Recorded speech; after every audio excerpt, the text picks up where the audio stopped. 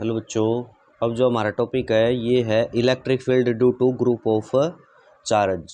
इससे पहले जो हमारा टॉपिक था हमने उसमें electric field due to a single charge किया था।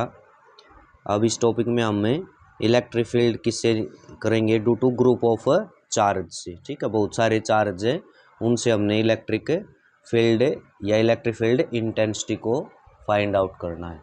ठीक है, तो इसमें देखो हमने कंसीडर कर लिए let Q1, Q2, Q3 and Qn are the number of charge. जैसे आपके Q1, Q2, Q3, Qn तक हमने बहुत सारे चार्ज ले लिए। अब इन सभी चार्ज की वजह से हमने किसी भी पॉइंट पर क्या निकालनी है? इलेक्ट्रिक फील्ड इंटेंसिटी बतानी है। ठीक है, जैसे हमने P पॉइंट कंसीडर कर लिया तो ये P पॉइंट के ऊपर हमने किसको रख दिया? टेस्ट चार्ज को। आपको मैंने बतलाया था जहाँ इलेक्ट्रिक फील्ड इंटेंसिटी निकालने वहाँ charge test charge Q naught रखा जाता है। अब इस चार्ज की क्या डिस्टेंस है? ये R1 है। इससे कितनी है? R2। ये कितनी है? R3 डिस्टेंस है। ठीक है, ये Qn जो चार्ज है इससे Rn डिस्टेंस है। ठीक है, ये क्लियर हुआ। अब जो Q1 चार्ज है इसकी वजह से P पॉइंट पर इलेक्ट्रिक फील्ड इंटेंसिटी क्या होगी? E1 होगी।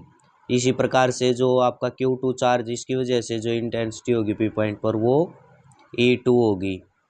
Q3 की वजह से E3 होगी। यानी ये सभी जितने भी हमने चार्ज लिए हैं Q1, Q2, Q3, Qn तक, इन सभी की वजह से जो इलेक्ट्रिक फील्ड इंटेंसिटी होगी P पॉइंट पर वो सारी इलेक्ट्रिक फील्ड इंटेंसिटी क्या हो जाएंगी? आपकी ऐड हो जाएंगी और P पॉइंट पर आपकी टोटल इलेक्ट्रिक फील्ड इंटेंसिटी निकल जाएगी। ठीक है, इससे हम कहेंगे electric field intensity due to group of charge.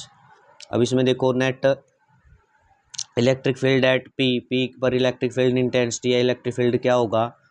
वो E1, यानी ये electric field intensity due to Q1 charge, electric field intensity due to Q2 charge, electric field intensity due to Q3। इसी प्रकार से सब की ऐड हो जाएगी electric field intensity due to N charge, Qn charge. ठीक है, तो ये हो गया। अब E1 की वैल्यू क्या है? Q1 चार्ज की वजह से P पॉइंट पे इंटेंसिटी क्या होगी आपकी? ये यहाँ पर डायरेक्ट इलेक्ट्रिक फील्ड इंटेंसिटी लिखी गई है। जैसे हमने पीछे पहले कुलाम्ब्स लॉ से फोर्स लिखा था, फिर Q नोट से डिवाइड करके हमने इंटेंसिटी निकाली थी। बट अब इस टॉपिक में आपकी डायरेक्ट E1 लिख दिया है, यानी ये हो जाएगी Q1 4 पाई एप्सिलॉन नोट, और Q1 से लेकर P पॉइंट की डिस्टेंस कितनी है? R1 का स्क्वायर, और ये हो जाएगा आपका यूनिट वेक्टर जो डायरेक्शन बताएगा इंटेंसिटी की, R1 ये कैप लगा दी। ठीक है, क्लियर हुआ ये? इसी प्रकार से E2 क्या हो जाएगी? Q2 4 pi epsilon note, R2 का स्क्वायर और R2 ये आपका यूनिट वेक्टर। इसी प्रकार से E3 हो जाएगी, En हो जाएगी Qn 4 pi epsilon note, Rn का स्क्वायर Rn। अब ये सभी E1, E2, E3, En इनकी वैल्यू यहाँ रख देंगे इसमें ऊपर। ठीक है, तो आपकी क्या आ जाएगी? रिजल्टेंट। आपकी रिजल्टेंट आ जाएगी E इज इक्वल टू ये E1 की वैल्यू रख दी, ये E2 की वैल्यू रख दी, ये E3 की वैल्यू रख दी, और ये इसी प्रकार से En की वैल्यू रख दी। कॉमन क्या है इनमें बच्चों? देखो क्या कॉमन निकल रहा है? कॉमन हो जाएगा आपका 1/4 पाई एप्सिलॉन नोट, इनमें से कॉमन आ जाएगा। तो आपका क्या बचेगा यहाँ पर?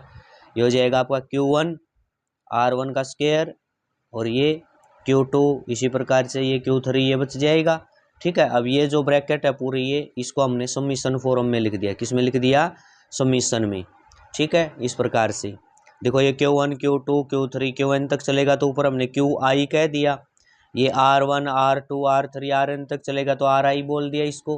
नीचे भी R1 का स्क्वायर, R2 का स्क्वायर, ये इसी प्रकार से चलेगा, हमने Ri का स्क्वायर कर दिया।